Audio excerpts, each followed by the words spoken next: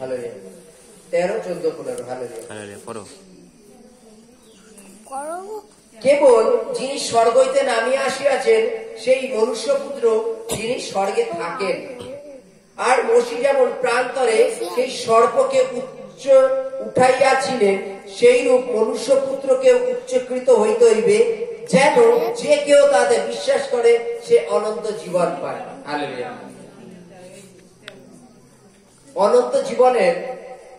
অনন্ত জীবনের রাস্তা আমরা সকলে খুঁজে বেড়াই, তাই তো? মানে এক কথায় বলা চলে, যদি আমাদের কেউ কিছু খুঁজতে দেয় আর আমাদের চোখে যদি পট্টি বেঁধে দেয়, পট্টি মানে কাপড় বেঁধে দেয়, যদি বলে এবার খোঁজ, তাহলে আমরা কিভাবে খুঁজি?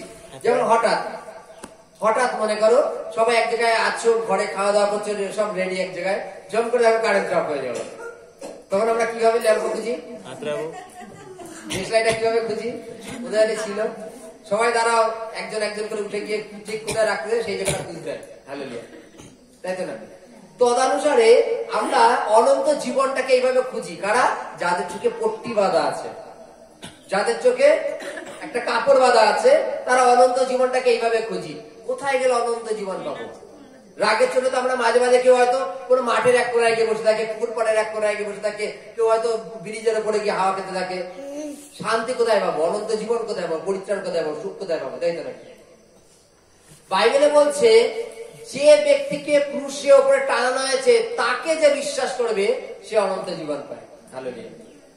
পুরাতন নিয়মে একটা ঘটনা লেখা আছে, আমরা দেখেছি মসি যখন ইসরায়েলদের মিশর থেকে বের করে নিয়ে আসছিল, ওই মুহূর্তে অনেক ইসরায়েলি বিরোধী হয়ে গেছিল। মসির বিরোধী না, ঈশ্বরেরই বিরোধী।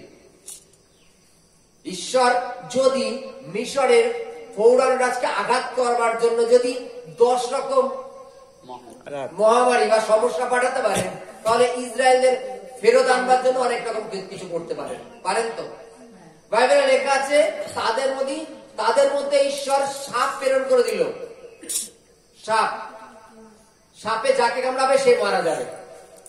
যে ঈশ্বরের বিরুদ্ধে চলছে, ঈশ্বর সাপ তাকেই কামড়াচ্ছে, সে মারা যাচ্ছে।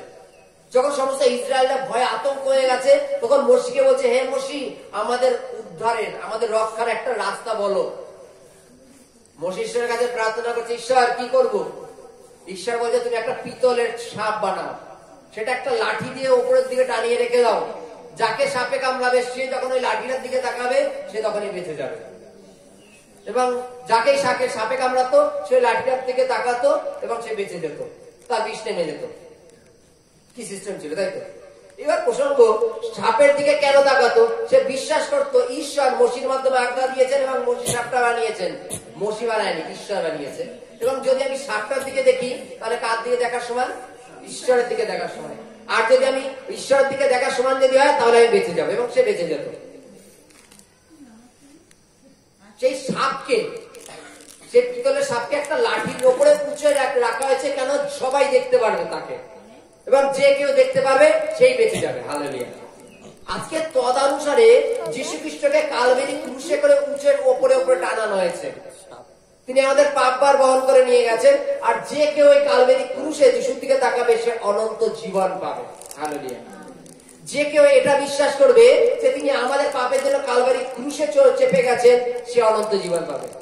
যে কেউ বিশ্বাস করবেন যে আমাদের পাপ আর নেই, তিনি আমাদের পাপ সকল কালভারি ক্রুশে বহন করেছেন, যে কেউ তার দিকে দৃষ্টি করবে সে অনন্ত জীবন পাবে। হালেলুয়া।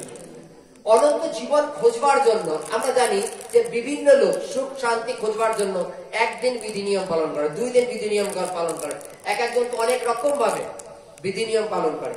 কিন্তু বাইবেল আমাদের একটা শিক্ষা দেয়, যদি আমরা তাকে বিশ্বাস করি, হালেলুয়া, যদি আমরা তাকে বিশ্বাস করি যে তিনি আমাদের পাপের জন্য কালভারি ক্রুশে গেছেন, তাহলে তুমি অনন্ত জীবনে পৌঁছে গেছো, তোমার পাপ সকল তিনি ক্ষমা করে দিয়েছেন। যদি আমরা তাকে বিশ্বাস করি এবং আমরা যদি পাপ থেকে ফিরি, আর যদি আমরা পাপের মধ্যে আবার ডুবে থাকি, তাহলে তিনি আমাদের ক্ষমা করবেন না। Hallelujah, hallelujah.